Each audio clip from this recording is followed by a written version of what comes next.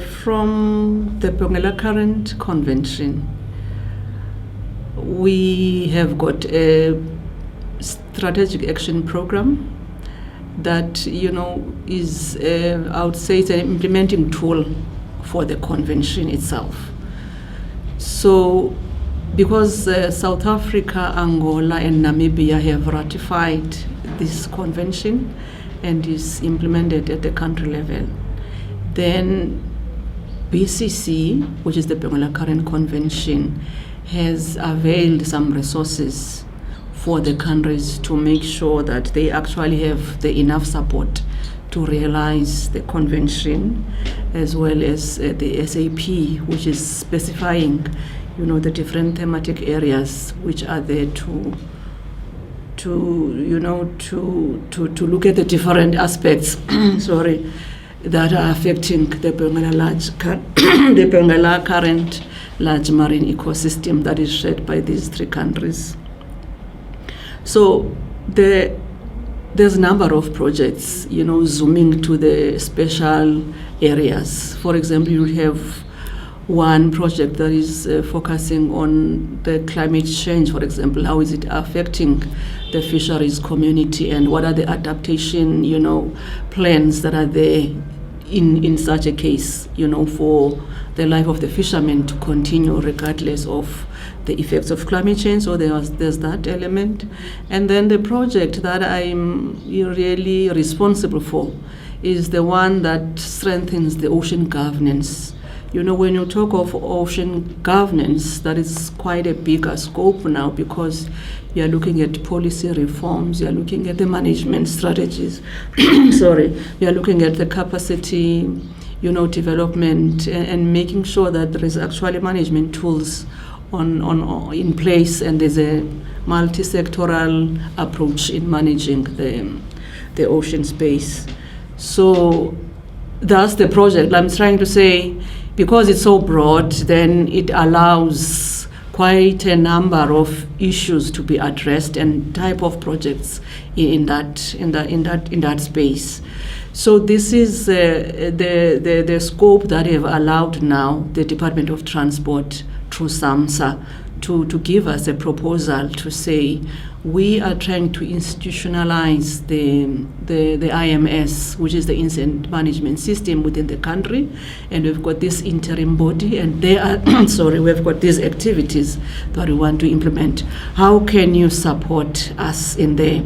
And then BCC, took that with eagerness, because it is having this history of having focus in fisheries. So when the opportunity arises to open that scope, we took that, one, to assist and strengthen the capacity at the country level, two, for lesson sharing with Namibia and Angola, who are the co-parties to the Benguela Current.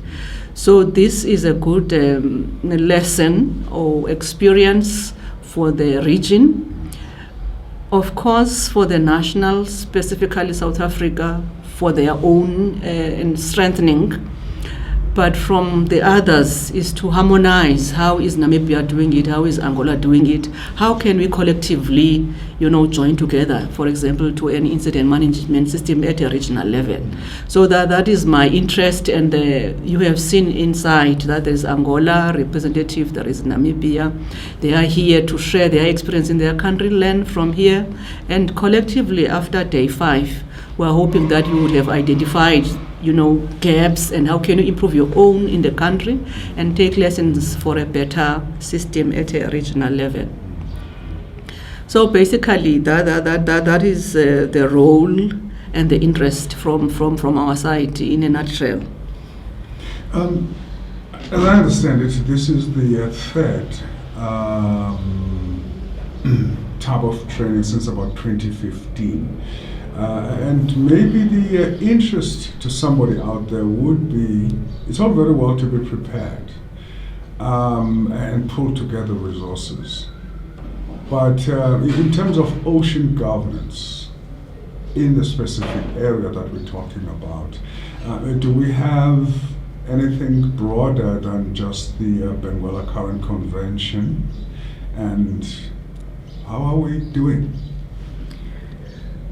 Of course, we have got broader than the Benguela Current Convention. I mean, we are a party of 3 countries. Obviously, for the strip that we are managing as these 3 countries, but aligned to the broader international, like your IMO, the International Maritime Organization, for example. We are working in partnership. There is a partnership that is initiated currently to strengthen the oil spills and pollution related in the marine system. As a result, through that partnership that we're starting with the IMO, we have training that has happened in Namibia already. I am sure the colleague from Namibia who's here has done his IMS 100 and 200 in Namibia through the work that we were doing with the IMO. And then, I mean, even within the continent itself, the 3 countries are within the Abidjan Convention, for example. So there's also other developments in there. There's already an agreement at the Northern Western Africa countries, on the oil spills. So one would really have to balance and see what's the best and suitable for our system here within the Benguela Current Convention. I think the final question from me would be, have we experienced any serious life-threatening incidents in this space? I ask because there's oil exploration that's taking place. I believe Namibia just made a breakthrough recently. We have diamond mining that's taking place. Have we experienced anything drastic maybe over the last decade in the area? Definitely, but I mean, it will depend in terms of measuring the drastic element of it. Like the incidences that you are mentioning, those are real.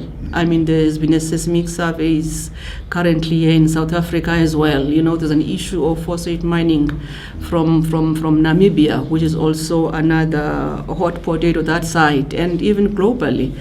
So there are those realities, but it's more affecting the national level. And then when we see fit, then we come in to strengthen the operations at the national level. And it's not more of a down, of an upward down kind of an approach. It is to try to harmonize, when we have got these transboundary issues, how are we reading ourselves? Obviously informed by what are the resources that are there at the ground level.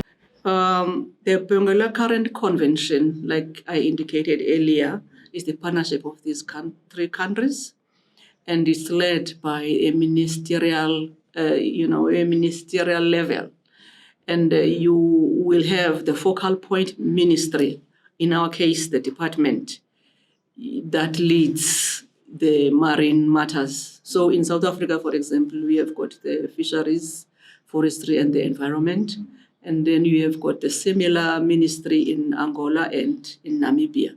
So in South Africa, we are functioning through the focal point department, which is the DFFE. So I think that is important to mention so that we do not raise an expectation where you find smaller organization, submitting directly, for example, and will have that unmanaged system. So the convention is the responsibility of implementing it at national level is through the Department of Environmental Affairs, and they are the ones that are reporting to the Parliament and also reporting what has happened in the country to the PCC.